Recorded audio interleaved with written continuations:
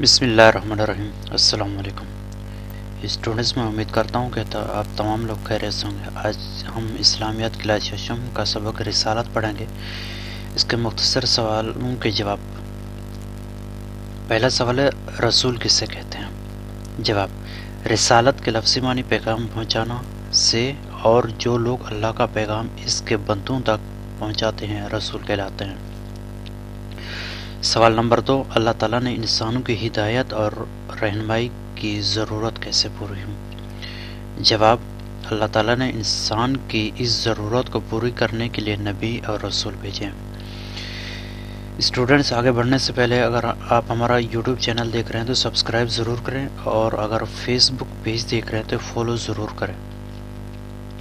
سوال نمبر 3 ہے، اسلام کا دوسرا بنیادی عقیدہ کیا ہے؟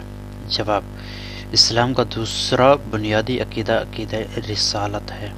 سوال نمبر 4، 5 مشہور انبیاء کرام کے نام لکھیں۔ حضرت آدم علیہ السلام، حضرت نوح علیہ السلام، حضرت ابراہیم علیہ السلام، حضرت موسیٰ علیہ السلام اور حضرت عیسیٰ علیہ السلام۔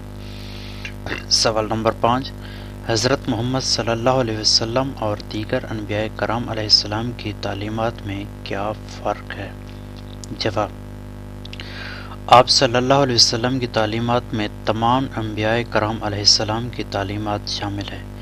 دیگر انبیاء پر ایمان لانا تو ضروری ہے، مگر کامیابی کے لیے آپ صلی اللہ علیہ وسلم کی اطاعت ضروری ہے۔ اسٹوڈنٹس، یہ تھے آج کے ہمارے 5 سوال۔ ان کے جواب آپ لوگوں نے پڑھیں۔ اگر ہمارے ویڈیو پسند آئی ہے تو اپنے دوستوں میں شیئر ضرور کیجیے گا۔ شکریہ۔